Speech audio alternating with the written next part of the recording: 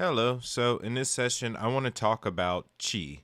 Um, so if you've spent any amount of time watching movies, fantasy, or watching martial arts movies, especially like the old cheesy like Chinese martial arts movies, you often hear this term thrown around rather frequently, which is chi. If it's a Japanese film, the word is ki, but it refers to this mystical energy, which is oftentimes the reasoning for the abilities that they have to do many different supernatural or abnormal feats. So that's what I kind of want to break down today. What is chi? Does it have any real world application? Is it just a fill in for, in order to give a reasoning for supernatural phenomenon in movies? Is there some credibility to it? So, when we look at chi, it's a Chinese word. If you look at the characters in the word chi, you see that it's made up of two separate characters, one being the character for rice and the other for air. Now, chi is typically presented as this mystical energy that is within all living things, that flows through and all around, it's ever present. So, what does rice and air have to do with a mystical energy? Is rice that powerful? Yes and no. So, I believe that chi is simply electromagnetism, that it is the energy of the universe itself, the energy that makes up and controls and runs and flows all throughout the universe is electromagnetism. And now the characters, remember, rice and air, if you think about it, rice being very small, it's like a particle, and then air is, well, the air. So I believe that it's presenting more than one thing that are equal, that are also true. That in reference to chi, it's talking about these small, super tiny microscopic particles that are everywhere, that are all around, that we're surrounded by. In the same way that air is within all of us, in all things that live, and that everything that lives needs to eat food, so is chi. This electromagnetism, there's nothing in the world that's without it.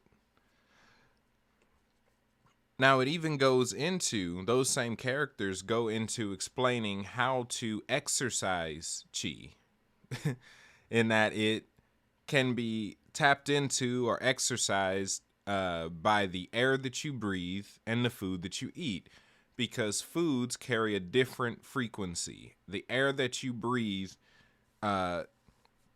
carries life. So when people learn to tap into this mystical force, this scientific really resource that's ever present, they're able to do some amazing things, because it's not necessarily it's not spirituality. It's really just an acute understanding of natural science, that this is the same as quantum physics. This is the same as the ether. It's all electromagnetism. What the Chinese call chi is what the Japanese call ki, which is the same thing as what the Kemites call sakim. There are a ton of different terms for this same energy. Um, I like to call it electromagnetism. In my book, I called it bions, but it's the same thing. So this even gets into the anatomy of a person, where our body has certain points and certain flows, certain rivers and certain streams that allow for electromagnetism to flow. Where along the base of the spine, which in itself is an electromagnetic structure, we have the 7 main energy centers known as chakras. But connected to them in that same electromagnetic system are what the Chinese call the meridians. Now, the meridians are kind of like flow paths. They're like rivers and streams that flow all throughout the body. This is why they're medicine format has to do with like acupuncture, acupressure. It's dealing with the meridians. Pretty much from their philosophy, any ailment that a person is experiencing is due to an issue with chi being able to flow properly through the body, in which I agree with. That any situation physically can be can meet a resolve by the impartation of chi, the impartation of electromagnetism in the right way. Now, I've shared this before in many different sessions, but your body is designed to listen to you. Your body is a radio tower that's constantly sending out waves of information, telling yourself and the environment around you what it should do and what it should be.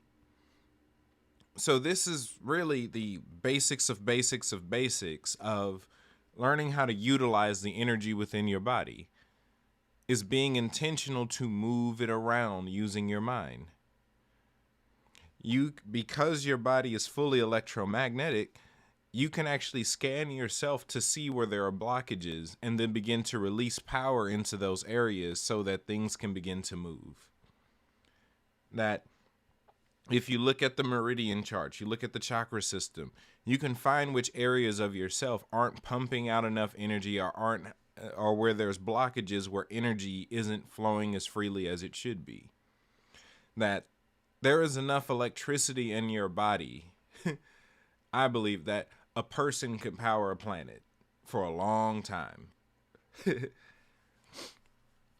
Because the same way that a quartz crystal can power technology for, it's really limitless. It goes so long that it's not even important to bring up. But quartz crystals, the same ones that power the watches and things like that, last forever.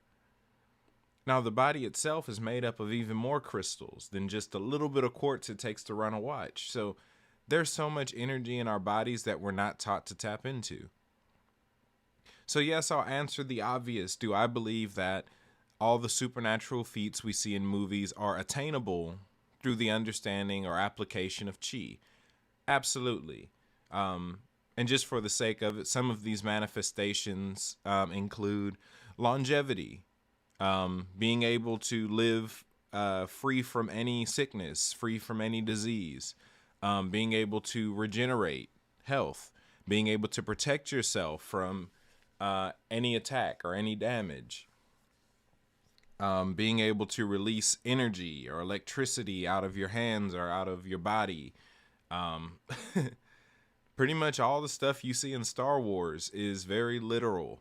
That when you've spent time catering to the electromagnetism of the body, you can do some amazing things. This is something that everyone really has access to. It's just that we're not typically taught to care for ourselves in such a way. And as I stated towards the beginning, that it goes into the regular exercise of utilizing the energy of the body, but also the food that you eat. In that there's certain foods that are a bit more electromagnetic than others. That you are what you eat on every level. That the fabric that you wear, the food that you eat, the water that you drink. If you go for what has the highest frequency, the highest amount of electromagnetism, you'll benefit just on that level. You listen to high vibrational music, you have high vibrational conversations, you avoid low vibrational emotional reactions, because each emotion, each organ in the body is attached to a different emotional frequency. And when you dwell too long in those frequencies, you actually damage the different organs in your body, because it's all electromagnetism. That literally, as a man thinks in his heart, so is he. That how you think you are, your body will sculpt itself to become a perfect conduit of that frequency. So I don't want to ramble on too long. That's it for this session. I will be doing a longer presentation talking about the different energy forms between the three worlds, the understanding the energy of the spirit world, the astral or soulish world, and the natural world in way more detail on Patreon. So y'all be blessed. Later.